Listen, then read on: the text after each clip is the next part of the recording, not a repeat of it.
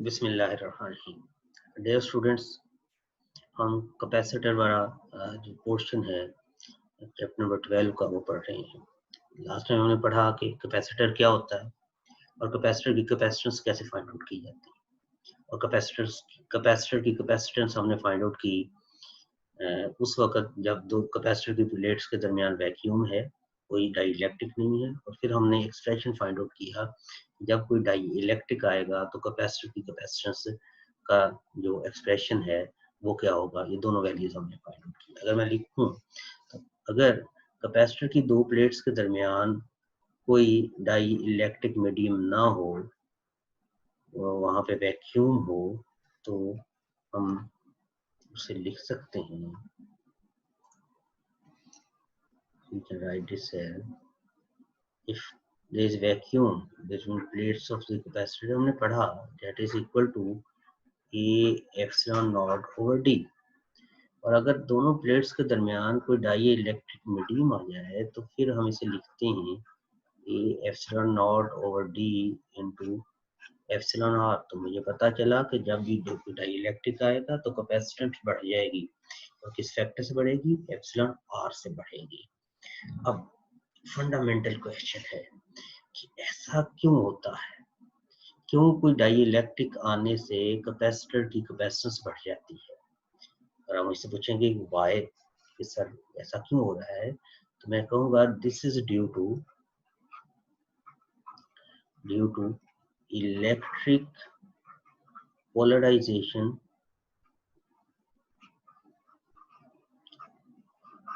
Of dielectric. क्यों होगा? Dielectric की इलेक्ट्रिक पोलराइजेशन की वजह से होगी। अब क्वेश्चन ये है कि what is meant by electric polarisation of dielectric. बेटा लेट्स सपोज हमारे पास कोई एटम है, आइसोलेटेड एटम है या मॉलिक्यूल है। पहले एटम की बात कर रहे हैं, लेते हैं, फिर मॉलिक्यूल की बात कर लेते हैं। लेट्स सपोज हमारे पास एक एटम है। इस एटम के दरमियान में न्यूक्लियस है और न्यूक्लियस पे पॉजिटिव चार्ज है, और उसके इलेक्ट्रॉन्स हैं और इलेक्ट्रॉन्स पे नेगेटिव चार्ज है।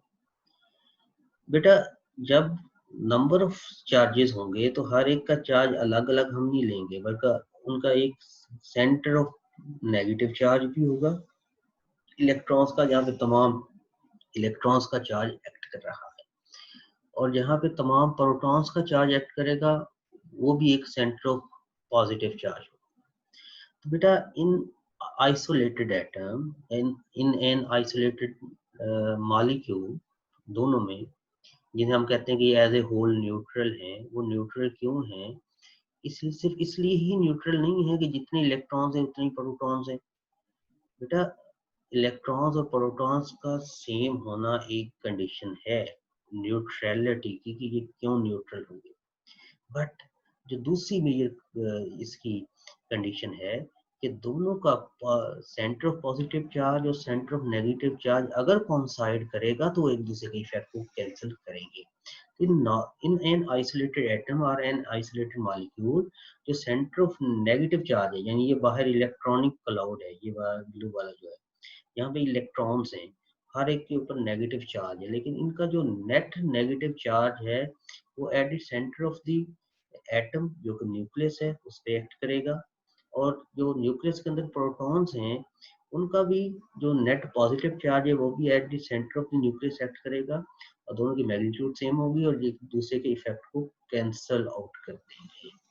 बट बेटा जब इसी को डाई इलेक्ट्रिक को मैं किसी इलेक्ट्रिक फील्ड में रखूंगा, जैसा कि कैपेसिटर में होता है, एक साइड इसकी पॉजिटिव प्लेट के ऊपर पॉजिटिव चार्ज होता है, दूसरी प्लेट पे नेगेटिव चार्ज होता है।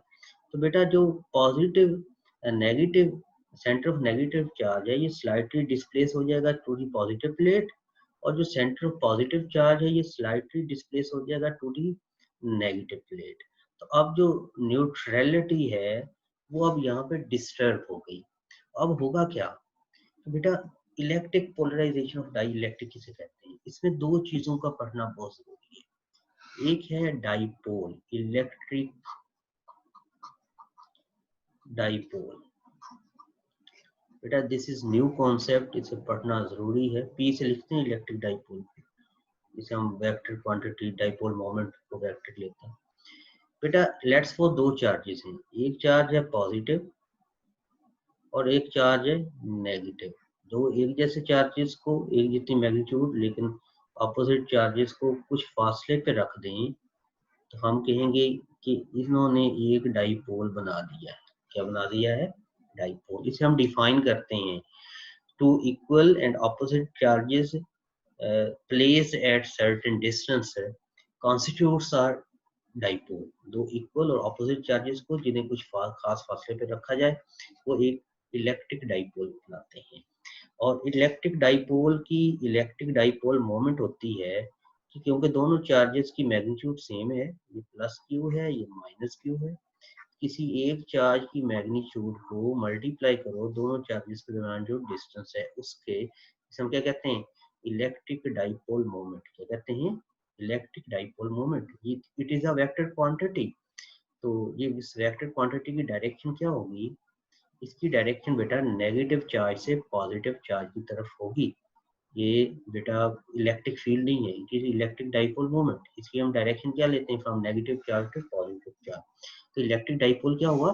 दो चार्जेस सेम मैग्नीट्यूड के बट ऑपोजिट नेचर के, एक पॉजिटिव और नेगेटिव, जब उन्हें कुछ फासले पर रखा जाता है तो एक डाइपोल बनाते हैं, इलेक्ट्रिक डाइपोल हम कहते हैं। और किसी उन दोनों चार्जेस में से किसी एक चार्ज की मैग्नीट्यूड को दोनों चार्जेस के दरमियान फासले से मल्टीप्लाई करो तो जो वैल्यू आएगी वो इलेक्ट्रिक डाइपोल मोमेंट की आएगी। तो बेटा इलेक्ट्रिक डाइपोल का पढ़ना यहाँ पे जरूरी है। अब होता क्या है, electric polarisation of dielectric हम कहते किसे?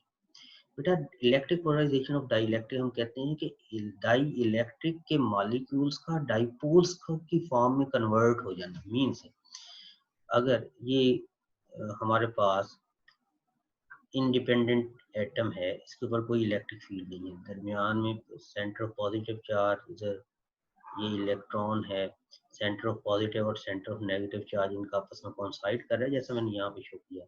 ये दूसरा एटम है, इसका सेंटर ऑफ पॉजिटिव और सेंटर ऑफ नेगेटिव भी क्या कर रहा है? कॉन्साइड कर रहा है।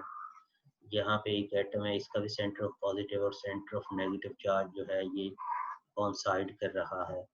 सो ऑन यहाँ पे भी कुछ ऐसा ही है कि एक और एटम है, इसका नेगेटिव ये पॉजिटिव ये कॉन्साइड कर रहा है, तो ये न्यूट्रल है। लेकिन बेटा जब इन्हीं के ऊपर मैं इलेक्ट्रिक फील्ड प्रोवाइड करता हूँ, क्या करता हूँ? इलेक्ट्रिक फील्ड, यानी एक साइड पे कैपेसिटर के अंदर इस उठा के ना इस मटेरियल को जिसके अंदर ये एटम्स या मॉलिक्यूल्स थे उन्हें किसी कैपेसिटर की प्लेट्स के दरमियान में रख दूं तो क्या होगा बेटा? Centre of negative charge slightly move कर जाएगा पॉजिटिव प्लेट की तरफ, centre positive charge slightly move कर जाएगा नेगेटिव प्लेट की तरफ। तो ऐसी सिचुएशन बन जाएगी, ये वाली सिचुएशन बन जाएगी, जिसे हमने विजुअलाइज किया है आपकी बुक से फिगर लेके। नेक्स्ट स्लाइड में मैं आपको दिखाता हूँ, ऐसी सिचुएशन बन जाएगी। अब अगर हम इस नेक्स्ट स्लाइड पे देखें तो अब क्या बन गया कि दो एक जैसे चार्जेस, यानी जितना पॉजिटिव उतना ही नेगेटिव है ना, दो एक जैसे चार्जेस हैं वो कुछ खास फासले पे चले गए हैं, तो इन्होंने क्या कर दिया? डाइपोल बना दिया। जितने भी यहाँ पे एटम्स थे या जितने भी मॉलिक्यूल्स थे सभी ने क्या बना दिया?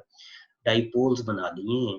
और इधर नेगेटिव चार्ज एक साइड पे इकट्ठा हो गया है और पॉजिटिव चार्ज एक साइड पे इकट्ठा हो गया। This is known as electric polarisation of a dielectric. किसी भी डाइइलेक्ट्रिक की ये इलेक्ट्रिक पोलराइजेशन है। इससे होगा क्या? इलेक्ट्रिक पोलराइजेशन ऑफ डाइइलेक्ट्रिक से कैपेसिटेंस कैसे बढ़ती है, ये हमारा सवाल है। बेटा कैपेसिटेंस हमें पता है क्यू इक्वल सी वी, और सी क्या है? Q over V. हमने देखा था कि वी किसकी इक्वल होता है? ई डी के। अब देखिए जब यहाँ पर कोई डाई इलेक्ट्रिक नहीं है, ये पॉजिटिव प्लेट है ये नेगेटिव प्लेट है, तो इलेक्ट्रिक फील्ड लाइंस जो कि डायरेक्टेड है पॉजिटिव से नेगेटिव की तरफ उनकी खास वैल्यू है। लेकिन बेटा जब कोई डाई इलेक्ट्रिक आ गया तो उसकी अपनी पोलराइजेशन होगी, तो उसकी अपनी इलेक्ट्रिक फील्ड बन जाएगी, उसके पॉजिटिव से नेगेटिव की तरफ। अब इन डाईपोल्स की नेट जो इलेक्ट्रिक फील्ड है वो बाहर वाली इलेक्ट्रिक फील्ड का अपोजिट है। पहले वाली क्या थी, पॉजिटिव प्लेट से नेगेटिव की तरफ, ये वाली थी। लेकिन अब डाईपोल्स की क्या है, वो इसके ऑपोजिट डायरेक्शन में है, क्योंकि इलेक्ट्रिक फील्ड एक वेक्टर क्वांटिटी है। लिहाजा जो एक्सटर्नल इलेक्ट्रिक फील्ड है जो कि आपके कैपेसिटर की थी, वो वाली इलेक्ट्रिक फील्ड की मैग्नीट्यूड या वैल्यू अब कम हो जाएगी, क्योंकि जो डाईपोल्स की इलेक्ट्रिक फील्ड है इसके अपोजिट डायरेक्शन में है। और जब ई की वैल्यू कम होगी तो कैपेसिटेंस बढ़ जाएगी, कैपेसिटेंस बढ़ जाएगी। या इसे पढ़ने का एक और भी तरीका है कि ई दो ऑपोजिटली चार्ज पैरेलल प्लेट्स के दरमियान जो इलेक्ट्रिक फील्ड है वो क्या है, sigma over epsilon not, sigma over epsilon not. जब दोनों वैक्यूम हो दोनों प्लेट्स के दरमियान, और अगर दोनों प्लेट्स के दरमियान मीडियम हो, हमें पता है क्या होगा, sigma over epsilon naught, epsilon not. तो इलेक्ट्रिक फील्ड की जो वैल्यू है, क्योंकि एप्सिलॉन आर बढ़ रहा है, एप्सिलॉन आर के बढ़ने से इलेक्ट्रिक फील्ड कम होगी, और इलेक्ट्रिक फील्ड के कम होने से कैपेसिटेंस बढ़ जाएगी। तो बेटा ये वजह है कि जब भाई हम कोई कैपेसिटर की प्लेट्स के दरमियान कोई डाई इलेक्ट्रिक रखते हैं, उसकी जो कैपेसिटेंस है वो बढ़ जाती है। बेटा दिस इज वेरी इंपॉर्टेंट। अब इसमें हमें क्या क्या पढ़ना है, एक तो हमें डाई इलेक्ट्रिक का पता, इलेक्ट्रिक डाइपोल का पता होना चाहिए, डाइपोल मोमेंट का पता होना चाहिए। हमें पता होना चाहिए कि जब इलेक्ट्रिक फील्ड नहीं होती तो सेंटर ऑफ पॉजिटिव चार्ज और centre of negative charge coincide करता है, और एटम या molecule as a whole neutral रहता है। फिर जब हम किसी भी डाई इलेक्ट्रिक को इलेक्ट्रिक फील्ड में रख देते हैं तो centre of positive charges slightly shift हो जाते हैं टुवर्ड्स नेगेटिव प्लेट, और centre of negative charges slightly displace हो जाते हैं टुवर्ड्स पॉजिटिव प्लेट। इस तरह से वो डाइपोल्स बनाते हैं। और इन डाइपोल्स की इलेक्ट्रिक फील्ड दो अपोजिटली चार्ज पैरेलल प्लेट्स के दरमियान जो इलेक्ट्रिक फील्ड है उसकी अपोजिट डायरेक्शन में होती है, ज़्यादा नेट इलेक्ट्रिक फील्ड की वैल्यू कम हो जाती है, और इलेक्ट्रिक फील्ड की वैल्यू कम होने से कैपेसिटेंस बढ़ जाती है। तो बेटा ये है electric polarisation of dielectric. अब हमारे पास इससे अगला जो नेक्स्ट आर्टिकल है, आज हम दो आर्टिकल्स पढ़ेंगे, क्योंकि आज जिस टाइम ये क्लास आपकी चल रही है इस टाइम मैं बिजी हूँ, तो मैंने रात को ही ये लेक्चर आप लोगों के लिए नोट कर लिया था रिकॉर्ड, ताकि आपको कोई हमारी जो क्लास है वो डिस्टर्ब ना हो। बेटा हमने देखा कि जब हम energy stored in a capacitor हम पढ़ने जा रहे हैं, हमने देखा कि जब हम स्विच एस को क्लोज करते हैं तो ये जो बैटरी वी है ये इलेक्ट्रॉन्स को रिमूव करती है उस प्लेट से जो बैटरी के पॉजिटिव टर्मिनल के साथ कनेक्टेड है, और उस प्लेट पे डिपॉजिट कर देती है बैटरी के नेगेटिव टर्मिनल के साथ कनेक्टेड है। इसका मतलब we have to do work in moving the charge from one plate to the other plate, in moving the electrons from one plate to the other plate. तो ये जो हम वर्क करेंगे ये in the form of electric potential energy store हो जाएगा। अब ये इलेक्ट्रिक पोटेंशियल एनर्जी जब किसी कैपेसिटर पे चार्ज आता है तो वो कितनी इलेक्ट्रिक पोटेंशियल एनर्जी स्टोर करता है उसकी वैल्यू हम लोगों ने निकालनी है। हमें पता है तो इलेक्ट्रिक पोटेंशियल एनर्जी जो स्टोर करेगा इसे आप डेल्टा यू या यू कह लें, कुछ भी कह लें, वो किसके इक्वल होगा, क्यू डेल्टा वी के। डेल्टा वी क्या है, पोटेंशियल डिफरेंस। अब अगर जरा हम गौर करें कि जब ये चार्जिंग स्टार्ट हुई थी तो ना इधर कोई पॉजिटिव चार्ज था ना इधर कोई नेगेटिव चार्ज था, तो जो इनिशियल पोटेंशियल डिफरेंस था वी आई वो जीरो था। फिर आहिस्ता आहिस्ता इधर से नेगेटिव चार्जेस मूव करके इधर जाना शुरू हुए, तो इधर पॉजिटिव चार्ज आना शुरू हुआ, इधर नेगेटिव चार्ज आना शुरू हुआ, आहिस्ता आहिस्ता चार्ज बिल्डअप होना शुरू हो गया। बेटा जैसे जैसे चार्ज बढ़ता जा रहा है मजीद इलेक्ट्रॉन इधर से इधर जो जा रहे हैं उनके लिए मुश्किल होती जा रही है, हमें मजीद वर्क करना पड़ रहा है। तो आहिस्ता आहिस्ता ये चार्ज बढ़ता गया, इधर पॉजिटिव चार्ज आता गया, इधर नेगेटिव आता गया, और आहिस्ता आहिस्ता ये अपनी एक इक्विलिब्रियम वैल्यू को पहुंच गया जिसे हम क्या कहते हैं क्यू इक्वल सी वी, जो कैपेसिटेंस और अप्लाइड पोटेंशियल डिफरेंस पे डिपेंड करता है। ये मैक्सिमम चार्ज पहुंच गया। तो हमने देखा कि इनिशियल पोटेंशियल डिफरेंस क्या था, इनिशियल पोटेंशियल डिफरेंस दोनों प्लेट्स के दरमियान जीरो, और आहिस्ता आहिस्ता पोटेंशियल डिफरेंस बढ़ रहा है क्योंकि इधर पॉजिटिव चार्ज बढ़ रहा है, इधर नेगेटिव चार्ज जो है वो बढ़ रहा है, आहिस्ता आहिस्ता ये चार्ज बढ़ रहा है। तो फाइनली पोटेंशियल डिफरेंस हम कितना होगा, जितना आपने अप्लाइड पोटेंशियल डिफरेंस इसके ऊपर अप्लाई किया, वो क्या है, v। क्या है, v। अब हम लोग देखें तो इसमें कितनी एनर्जी स्टोर हुई। लेट्स को जो एनर्जी स्टोर्ड है डेल्टा यू को अगर मैं यू लिखूं तो Q delta we, Q delta we क्या है, पोटेंशियल डिफरेंस। अब पोटेंशियल डिफरेंस तो इसके ऊपर कांस्टेंट नहीं रहा ड्यूरिंग चार्जिंग प्रोसेस। शुरू में जीरो था, आहिस्ता आहिस्ता बढ़ता जा रहा है, बढ़ता जा रहा है, और फाइनली कितना हो गया, जीरो। तो लिहाजा मुझे सॉरी फाइनली हो गया वी। लिहाजा मुझे पोटेंशियल डिफरेंस, कोई एक स्पेसिफिक पोटेंशियल डिफरेंस तो यहाँ पे नहीं है, वो ऐसा ऐसा बिल्डअप हुआ है। तो लिहाजा मुझे पोटेंशियल डिफरेंस की एवरेज वैल्यू लेनी पड़ेगी। Initial potential difference zero, final क्या है, v डिवाइडेड बाई 2। तो बेटा क्या आया, कितनी पोटेंशियल एनर्जी स्टोर हुई, half Q V, half Q V. अब हमें पता है बेटा कि जो चार्ज स्टोर होता है कैपेसिटर की प्लेट पे, क्यू, उसे हम लिखते हैं सी वी। लिखते हैं सी वी। तो इसे मैं लिख सकता हूँ हाफ क्यू, क्या लिखूंगा, सी वी इंटू वी। तो कितनी पोटेंशियल एनर्जी स्टोर हुई, हाफ सी वी स्क्वायर। बेटा दिस इज वेरी इजी, बड़ी आसानी से आप समझ सकते हैं। पोटेंशियल एनर्जी के लिए हमने फार्मूला लिखा ना, डेल्टा वी होता है डेल्टा यू ओवर क्यू, या डेल्टा यू क्या लिख सकता हूँ, Q delta we. Delta we क्या है, पोटेंशियल डिफरेंस। चार्जिंग प्रोसेस के दौरान पोटेंशियल डिफरेंस मेंटेन नहीं है, शुरू में जीरो था, आहिस्ता आहिस्ता बढ़ता बढ़ता क्या हो गया, वी। तो लिहाजा मुझे पोटेंशियल डिफरेंस की एवरेज लेनी पड़ेगी, zero plus V divided by 2। इसमें क्या लिख सकता हूँ, half Q V, half Q V. Q किसके इक्वल होता है, सी वी के। तो अब जो स्टोर्ड पोटेंशियल एनर्जी किसके इक्वल होगी, half C V square, half C V square. अब बेटा मेरे पास पोटेंशियल एनर्जी की वैल्यू आ गई 1/2 सी वी स्क्वायर। अब मैं अगर सी और वी की वैल्यू यहाँ पे पुट करूँ तो मैं यू की वैल्यू निकाल सकता हूँ। और हमें पता है कैपेसिटेंस का जनरल फार्मूला क्या है, ए एप्सिलॉन नॉट एप्सिलॉन और ओवर डी। हमने कैपेसिटेंस निकाली हुई है मीडियम के लिए, अगर वैक्यूम के लिए तो एप्सिलॉन और 1 हो जाएगा। और हमें पता है ये है सी, और जो वी की वैल्यू भी हमने पहले निकाल के पुट की है यहाँ से, ई किसकी इक्वल होता है, मैग्नीट्यूड की बात कर रहा हूँ, delta V over delta are.